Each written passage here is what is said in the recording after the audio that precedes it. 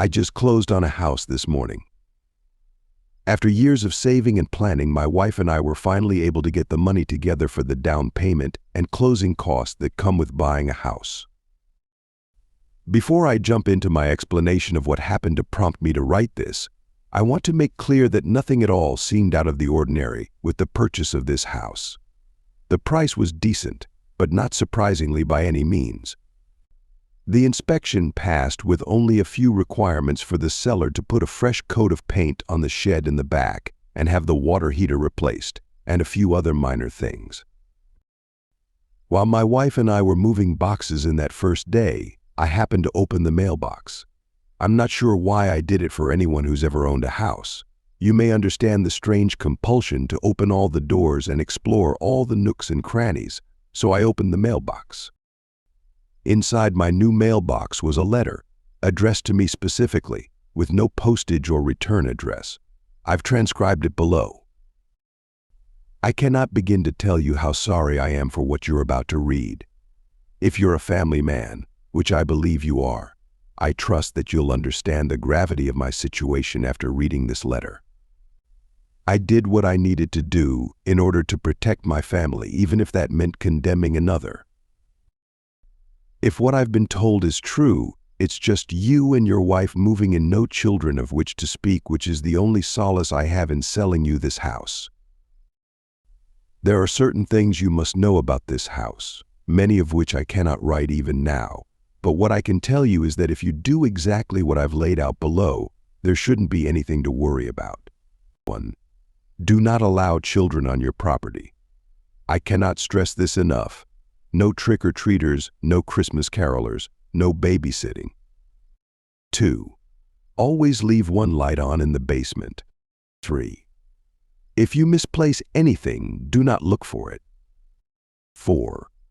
Always set an extra place at the dinner table. 5. If you have pets, especially dogs or cats, make sure to lock them up in a secure cage at night and when you are away. 6.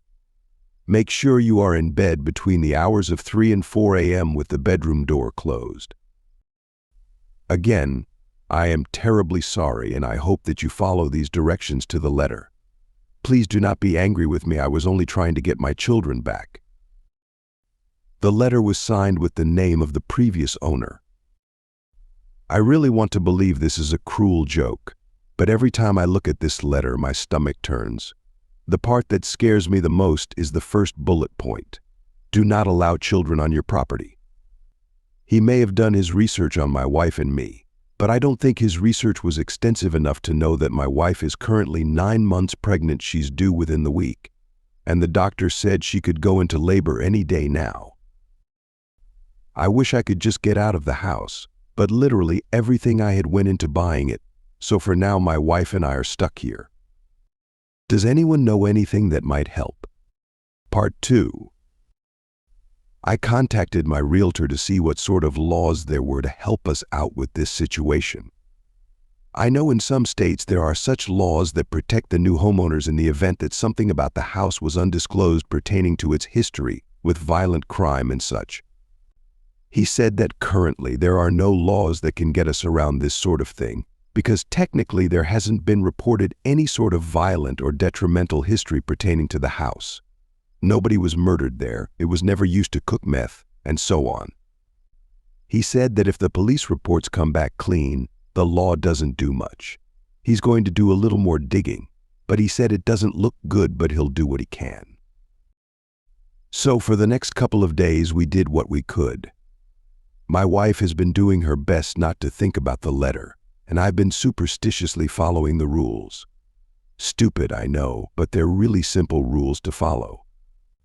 I already have a kennel I keep my dog in at night, so that's already done, and I just leave a closet light on in the basement, so that's another thing off the list.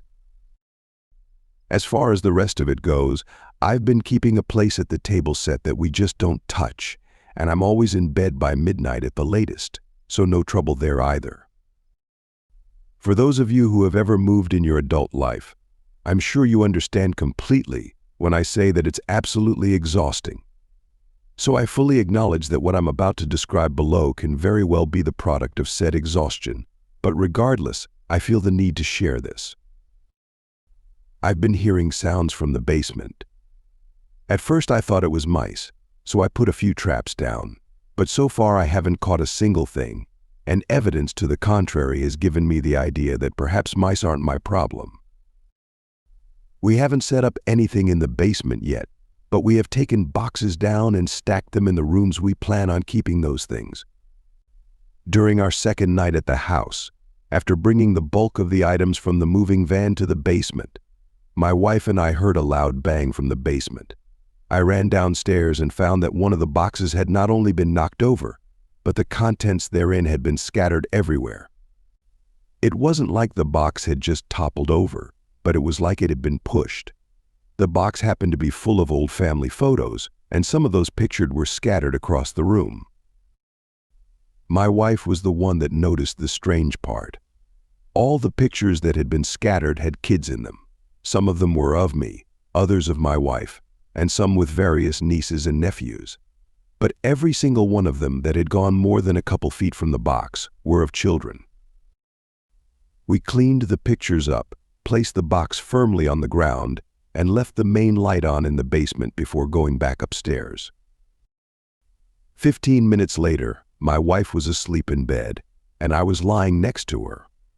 About 20 minutes later, I began to drift off.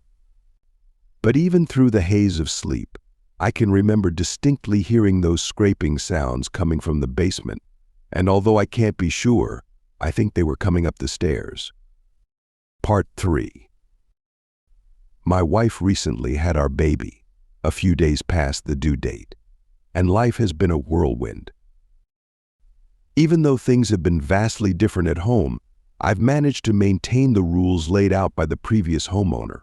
I've been trying to reach out to him to help clarify, but so far I've had absolutely no response. I've even tried to track down family members and friends, but it's as if he's fallen off the face of the earth. What little response I get from those few people I've been able to contact via Facebook has also been less than satisfactory. Nobody's seen or heard from him since he moved. Nobody I talked to even knows where he moved to. He just vanished. During the days following my wife's release from the hospital, I hadn't noted anything strange or unexpected. In fact, I would go so far as to say that since that night in the basement, nothing out of the ordinary had happened at all. I was honestly beginning to wonder if the letter really was just some sort of prank. On the third night home, I awoke to the sounds of my son crying in the bassinet. As always, I looked up to check the time on the clock. It read exactly midnight. I got up and went to the fridge for a bottle of formula, warmed it up, and returned to my bedroom. My wife was awake by that point, but I told her to go back to sleep. I could feed the kid. Just as I finished up, I happened to look at the alarm clock again. The time was still midnight. I went to my phone and clicked on the screen to see that the time was actually 3:45 a.m. My blood turned to ice as I recalled the rule about being in bed between 3 and 4 a.m. I'd already broken one rule when we brought my son home, but now there were two. As I thought about it, I remembered looking at the microwave clock as well. It also had read midnight. I came to the conclusion then that the power must have gone out, which drew me then to the realization that the light in basement must have been out for at least a moment or two as well. I did my best to maintain composure and remind myself that nothing strange had happened in the last little while. I told myself it was a prank and that I needn't be worried, but in my heart, I knew that I'd made a vital mistake. The next evening, as I held my son in the rocking chair, I stared into his gray eyes as they wandered curiously around the room. In them, I could see reflections of lights and shadows, and as they fell onto me, and I saw my own face reflected in my son's eyes, I caught the glimmer of something else. Behind me, standing outside the window, was the shape of another person.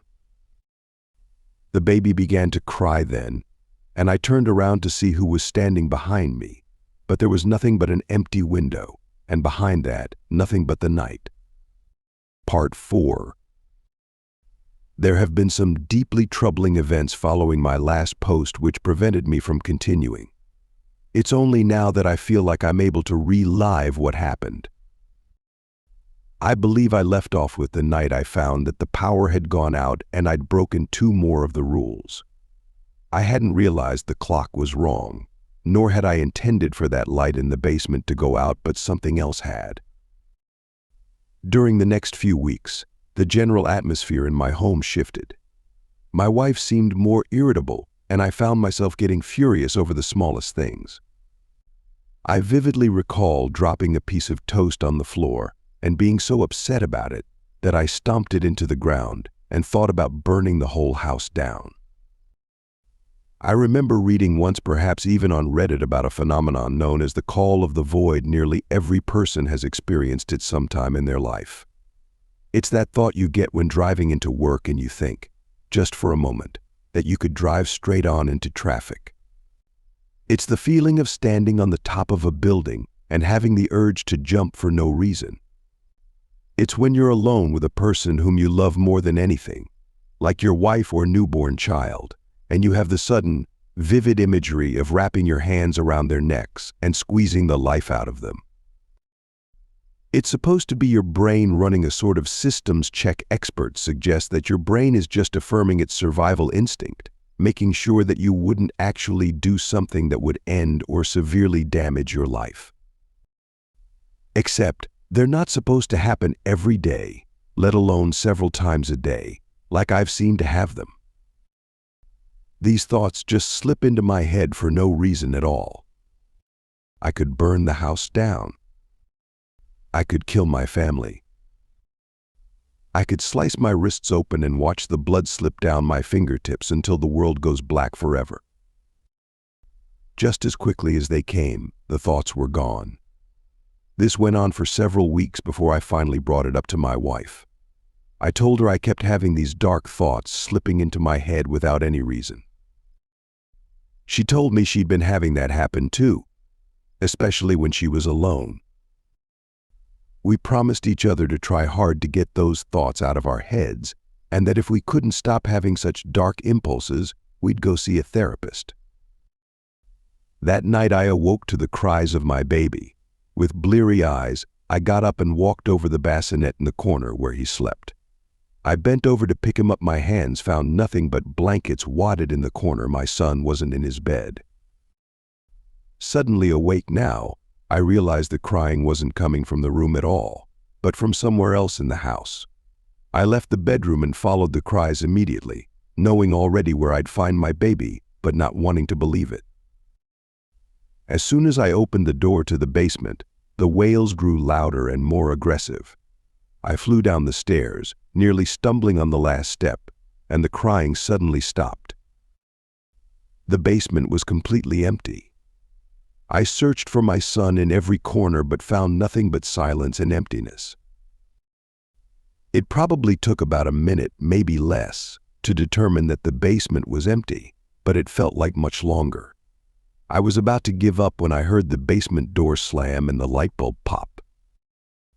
I was plunged into darkness in the basement, and my mind suddenly flashed to the letter. I saw it with such vividness in my mind that it was like I had it in front of me. 2. Always leave one light on in the basement. 3. If you misplace anything, do not look for it.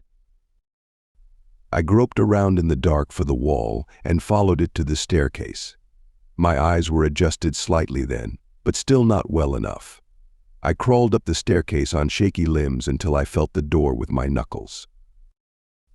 I reached up and twisted the knob, but it wouldn't budge. I stood up and twisted harder, feeling it give a little, and remembering that this door didn't actually have a lock on it, which meant that the only way the knob wouldn't twist would be if someone on the other side was holding it closed. I twisted harder and pushed at the door with my shoulder, feeling it give a little more, but not nearly enough to give me hope. I felt the darkness on my skin, as if it were somehow alive, and my crawled as it tightened into goosebumps. I pushed harder, yelling desperately as I heard the bottom step creak. I froze. The next step up creaked. then the next. I pounded at the door, pleading for my wife to hear, and I listened to the creaks of each step draw nearer. There was a single step between where I stood and the sound I'd been hearing, and I was just about to turn around when suddenly the door opened and I fell out.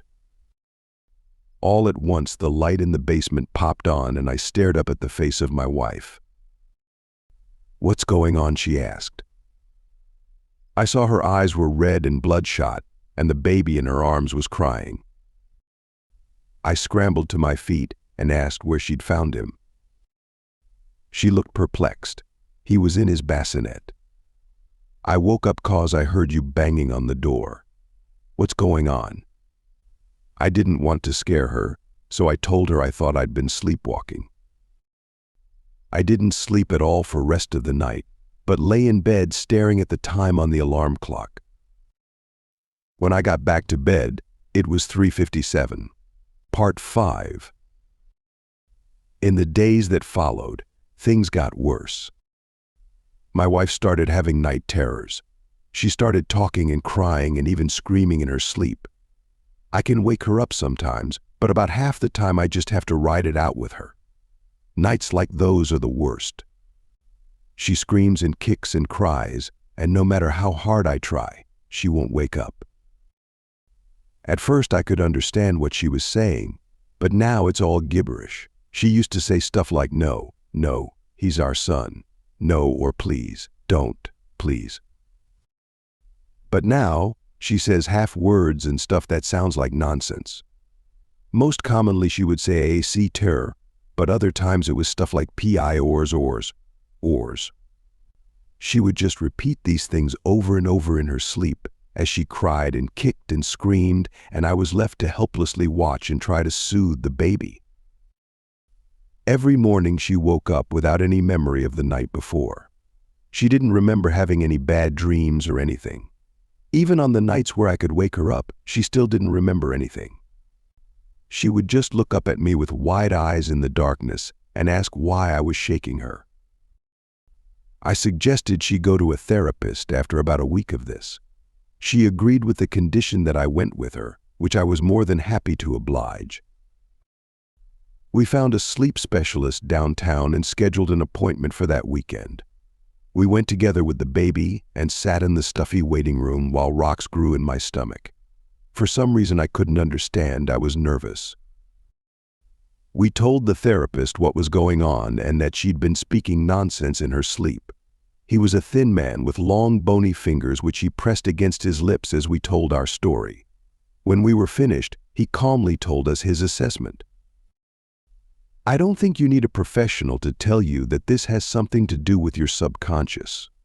Something in your mind is not being expressed outwardly, so when you sleep, it's able to come out in the form of these night terrors." He suggested hypnotism. I laughed out loud at this. There's a lot I can believe in, but hypnotism is a stretch even for my belief system. I looked up at my wife, whom I expected to have the same expression of bewildered doubt, but instead her expression was wooden. She agreed. The therapist asked for absolute silence. He said that if the baby starts to fuss, I would have to take him out. He said this only may work if the conditions are perfect. I expected him to pull out a pocket watch like they do on television, or maybe a ballpoint pen to swing back and forth, but instead he told her to sit up in the couch with her hands on her knees and her palms facing upward, and close her eyes. He talked to her in a low, focused voice and began to paint pictures of a meadow, then an ocean, and so on. It took about 15 minutes before I realized that my wife was completely relaxed. Her chin rested against her chest and her shoulders hung on her like wet laundry. He asked her to say her name. She did. He asked her to tell him where she was. She said the attic. He asked which attic. She said in our house. I frowned. She'd never been up in the attic and I wasn't honestly sure where the entrance was. He asked why she was there. She said that's where the stairs were. He asked what stairs. She said the ones in the ceiling in the hallway. He asked her what she was doing. She said she was hiding. Hiding from what? Hiding from Manada. Who is Manada?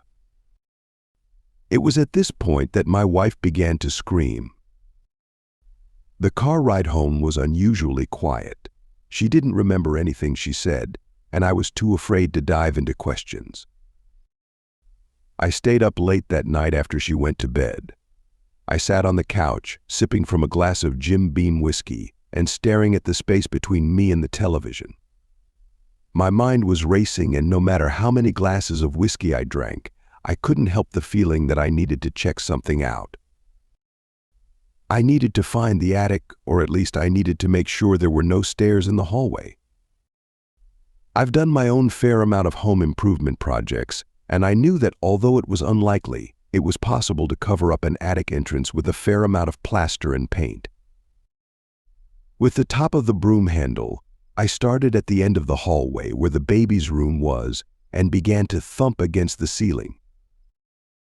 I thumped hard against the ceiling, listening to the hollow sound on the other end, and was about to give up and put the broom away and laugh at myself for being so silly, when at the other end of the hallway, I heard a solid thump. I hit again around the sound and found a space about 3 feet wide and 3 feet long, where there was no hollow sound. I pushed against this square and saw, very faintly, that as I pushed, the square flexed against the paint. I don't know that I would have done so if I were sober, but I retrieved a chair from the kitchen and put it up where the hollow sound was. I groped around for the seam, then with my pocket knife, I began to slit the paint apart. As I cut the last bit of paint and plaster with my knife, I saw wood begin to sag. I slipped my fingers onto the lip I'd made and pulled the wood down.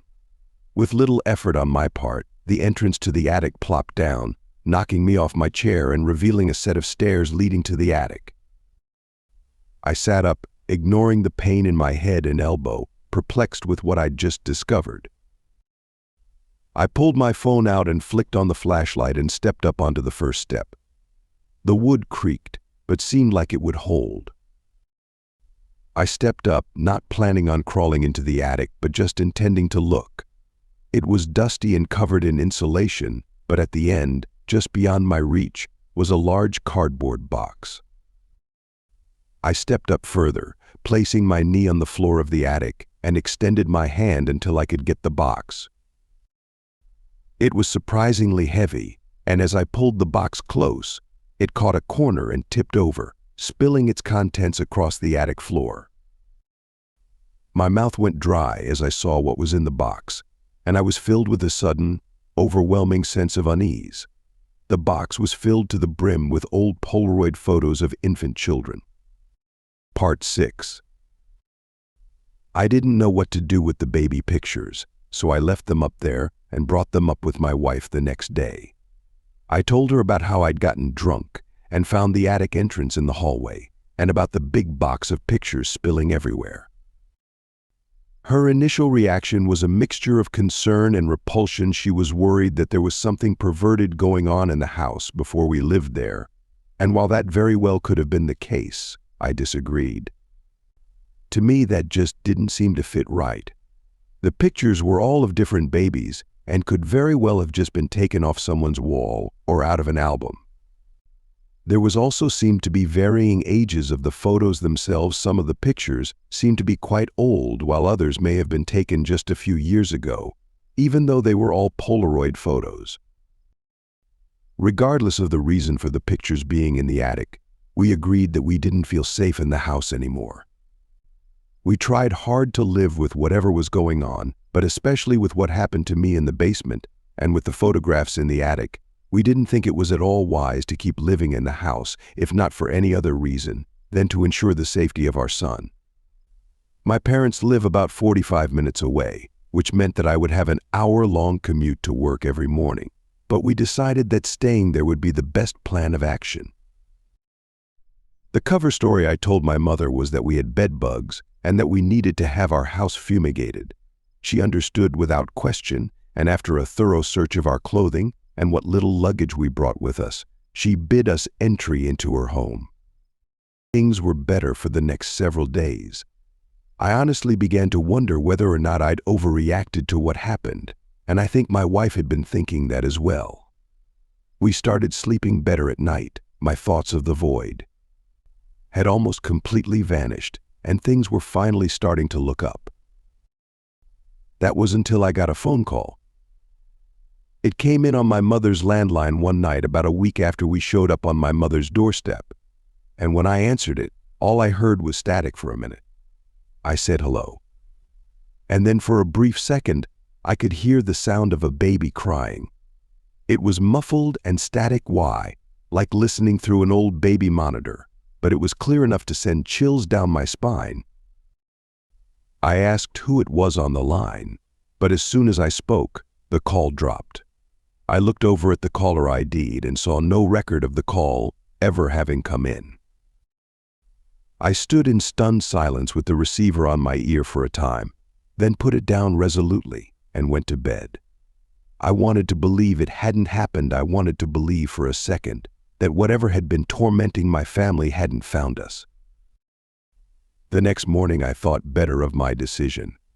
I knew I couldn't just let it go. Whatever I'd left at my house had found me and my family and was sending a clear, unmistakable message that my torment wasn't over. I resolved to do a little research on the previous homeowner. I started with county records, but what I found didn't make any sense, so I called the real estate company. It was just a local real estate company, so I had no problem getting through to someone quickly. I gave them my address and told them I needed to contact the previous homeowner. The woman on the other line started to tell me that she wouldn't be able to share any information about the person who had lived in the home prior to my family, but stopped as if she suddenly realized something. I heard a couple of clicks of a mouse. Then she told me to hold 1 minute. When she came back, she told me she had just gotten permission from her supervisor to share the information they had about the house, which was very little under the circumstances. What circumstances? I asked. The house had been on what they called a dead lot. It hadn't been sold since the previous owner died over 50 years ago. The woman whom had owned the house was named Lily E. Gray and had died in 1958. The house went up for sale the following year and had been marked as for sale ever since. Every once in a while, an agent would get optimistic and try to sell it, but nobody ever got anything more than a nibble. Then, about 6 months ago, the house suddenly went up in flames. The local rumor was that some kids had broken in and started a fire, but nobody was ever caught. The house was condemned shortly thereafter, and the bank had all but decided to collect the insurance money and knock it down instead of trying to rebuild it until some unknown benefactor came forward with the money to restore the home. The woman refused to tell anyone her name or the reason that she wanted to restore the house, but with such a generous donation, her request for anonymity was respected. The bank was more than willing to allow the donation, and the house went up for restoration that summer. The only request that the benefactor had made was that the bank retain the rights to the home and not sell to private investors, which was precisely what had happened. The real estate company shut down all sales of that home a month before I had apparently bought it. That didn't make sense, and I told the woman on the phone so. I told her I'd met with someone from that real estate office who had sold me the home, had me sign all the documents, and had given me the keys. I'd paid out over $250,000 for that home, and that real estate company had facilitated the sale. She told me that wasn't possible. They didn't even have the keys to the house anymore. This conversation went on for the next hour as I eventually got a hold of the owner of the real estate company, trying to get to the bottom of who had sold me the house, but even he told me the exact same thing: the house had been a dead lot. Since long before he inherited the company from his father 2 decades ago, and that eventually bank decided to retain the lot under request from whomever had made the donation, it simply wasn't possible that any of his agents sold me that house. I called the bank then to ask about the house and got the same story, but with a small critical detail that the real estate company hadn't known, but which made my pulse quicken and my mouth go dry. The keys to that home had gone missing about 3 months ago from the lockbox. Without another word, I ended the call. That's not the end of the story. If you have hooked up till here, then hit like button and comment down what do you think will happen next. Also, if you haven't subscribed yet, then do support me by subscribing so you may not miss any video in future.